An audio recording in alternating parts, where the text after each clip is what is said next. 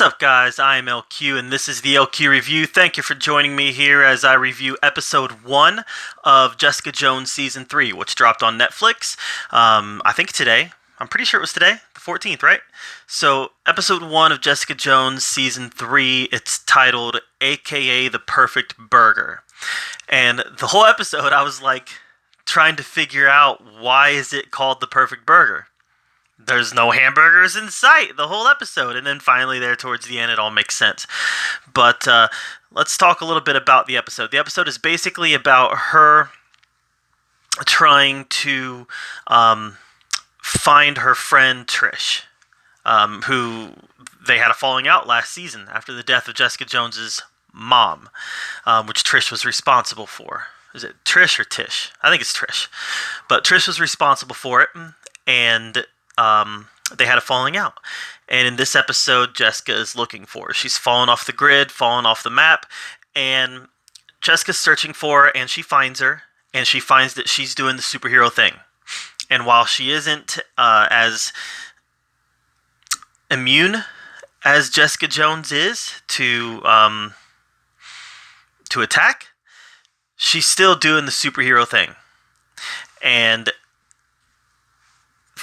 following her friend Trish leads to a conflict in a man's apartment where her and Trish kind of have a little spat. Jessica Jones comes in, tries to save her, and it leads to a spat between the two of them, and Trish runs off, and they're kind of at the same spot at the end of this episode as they were at the beginning of the episode. They're still estranged, they're still apart, and Jessica Jones really still has no idea where she's at, where Trish is at. There was some interesting stuff in this episode too. Her friend, gosh, what is his name? This is why I need to use notes. I do everything off the top of my head, and I think it feels more authentic to do things off the top of my head, just to talk. But sometimes when I get to talking, my brain goes blank, and I can't remember names. Her friend, who is trying to become a PI himself.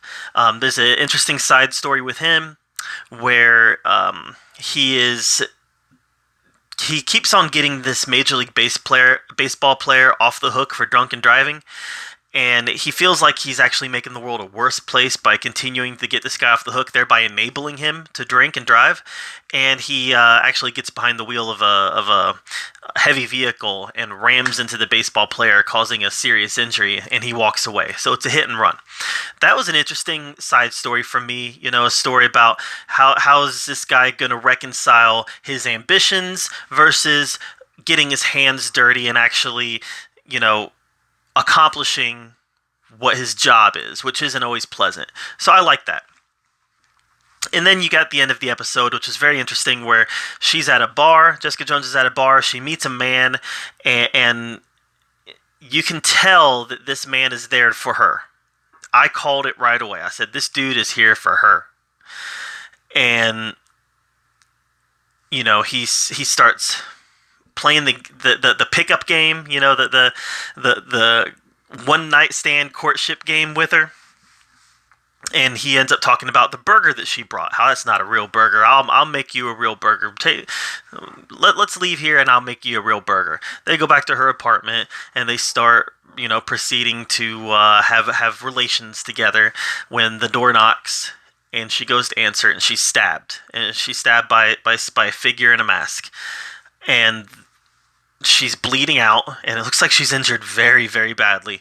But she's bleeding out, and her monologue said it's time. Basically, it said it's time that I do what I'm supposed to do, and that's get the bad guy. And then boom, episode's over. What was interesting about this episode was that you've got her being a hero. She stepped into the hero role, and at the beginning of the episode, she actually goes down to Mexico, or I don't know where she goes. She goes to a foreign country, I think it's Mexico, to get the daughter that a dad kidnapped from the mom who has custody of him. Turns out that the dad is kind of a butthole, But he wasn't wanting to hurt the girl. He was just wanted her. He wanted her in his life, and he didn't have access to her, so he kidnapped her, like a lot of desperate dads do. I'm not condoning it, but as a dad myself, I understand the thought process that would lead a dad to doing that. But it turns out that he is kind of a butthole. But so she rescues the kid, takes the kid back to her mom, and she finds out that the mom is kind of a butthole too. So she's trying to reconcile what it means to be a hero. How do I know that I'm working for right, for wrong? How do I know that I'm upholding the law or upholding just some sort of idea on what the law should be? She's having an internal conflict on what it means to be a hero. And do I even want to be a hero? And then at the end of the episode, that conflict comes to the point where she says, I'm going to do what I'm supposed to do, and that's get the bad guy. I thought this was a really strong first episode. I did not like Season 2. Season 2 is one of the worst seasons of the Netflix Marvel Universe. I did not like Season 2 at all. Season 1 is one of the best seasons of the Netflix Marvel Universe. Season 2 was bad. So this is off on the good foot. This is off to a good start. So I'm telling you guys right now, I'm not one of those people. I don't have the time to sit down and binge 13 episodes in a day. It's going to take me a week or so, give or take, to get through this season, but I'm gonna go ahead and review every episode. Okay, I'm gonna go ahead and review every episode for you guys. As we work through this, something like Cobra Kai is easier. I can do Cobra Kai in a day and a half, because you're talking about 25, 22-minute episodes. Jessica Jones is an hour an episode, so instead of committing, 4.5, 5 hours to something, I've got to commit 13 hours to it. So I can't do it all in one day. And you're going to have some people on YouTube who are doing it all in one day and then putting their reaction up all on the same day it releases, or their review up the same day it releases. I can't do that. So I'm going to choose to do a review of every episode as I get to it. And I've got other episodes I need to review. I still need to watch Swamp Thing today, episode 3. So that's how I'm going to do Jessica Jones, is I'm going to watch an episode, review it, watch an episode, review it. So that way I'll be kind of watching it with you guys. Or if you guys have already binged it, you can kind of revisit it with me.